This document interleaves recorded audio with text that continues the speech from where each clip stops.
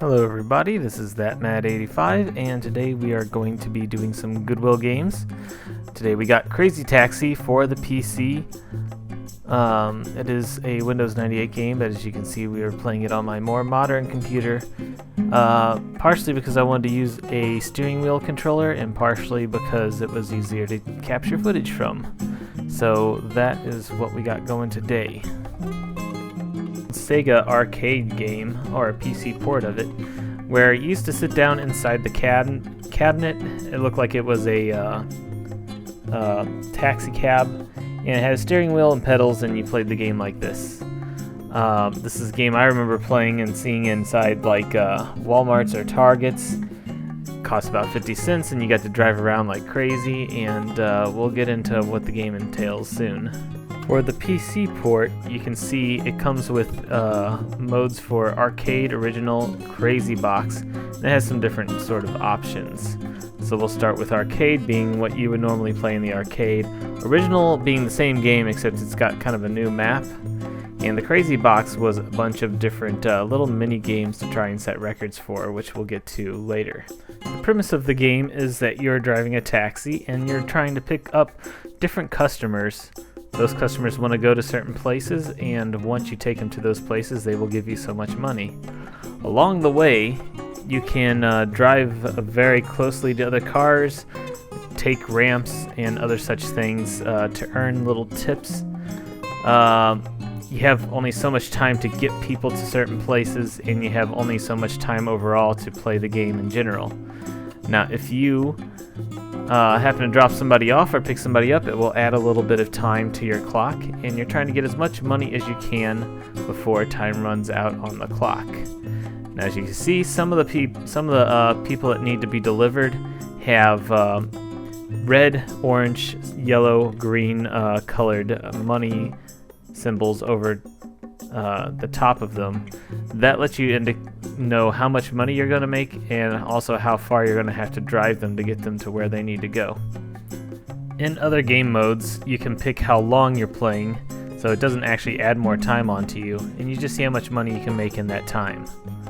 The whole time that you are delivering people from place to place, you are listening and rocking out to the Crazy Taxi soundtrack featuring lots of songs from Offspring. And it does rock. It's pretty awesome. Once you run out of time, it's going to give you a score based on how much money you've earned. That'll give you a class license and a ranking, which don't mean a whole lot, but let you know how you're doing. This game, much like the arcade game, comes with 4 drivers to choose from. Each driver has a slightly different looking cab car. But beyond that and the way they look, there is no difference. They don't drive faster, turn sharper, or anything like that. It's just a matter of preference. Which driver do you want to be while you're playing the game? Because you always start in the same place and only have one map, it kind of limits the experience. But at the same time, if you play it multiple times, you can start learning which customers you want to pick up because of how much money they make you, and drop you off at next to other customers that also make you good money. You can start developing strategies on whether you want to have a lot of short hops to get faster, more time added to your clock, or if you want to have a couple of larger hops to get bigger payouts. With the game having only 2 maps and having you start in the same place every time, though, it kind of limits the replayability of the game. It's a really good game to just pick up and play, as there's not really a story or anything that you have to worry about from the last times you've played it.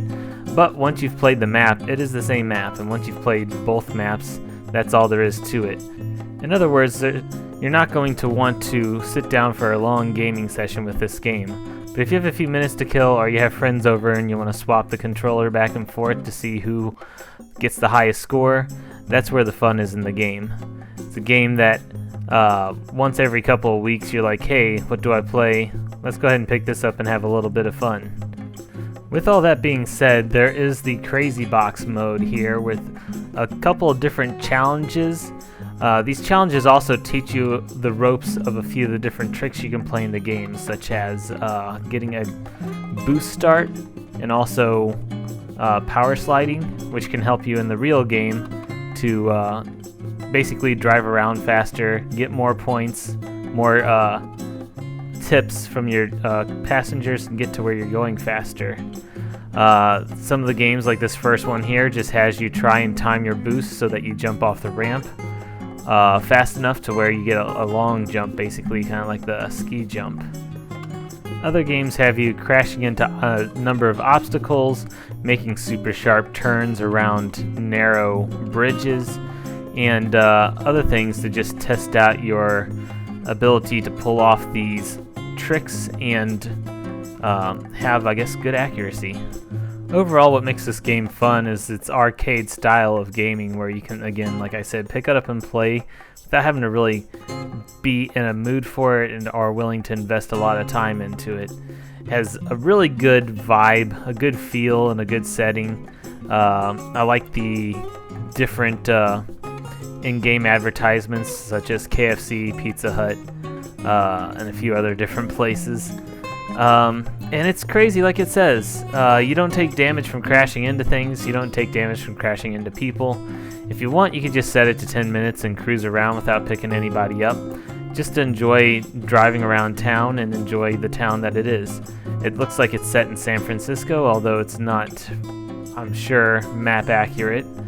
But it's reminiscent of being on the Bay Area. This game is also out for Dreamcast and I believe PS2, with later versions, Crazy Taxi 2 and Crazy Taxi 3.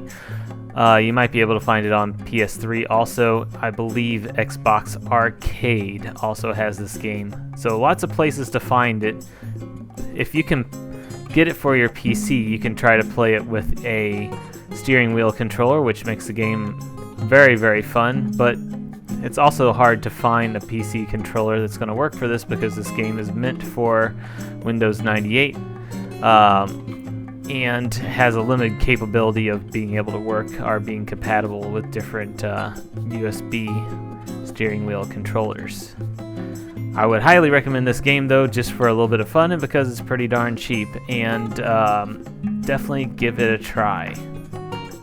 This has been a short review, but that's all there really is to the game.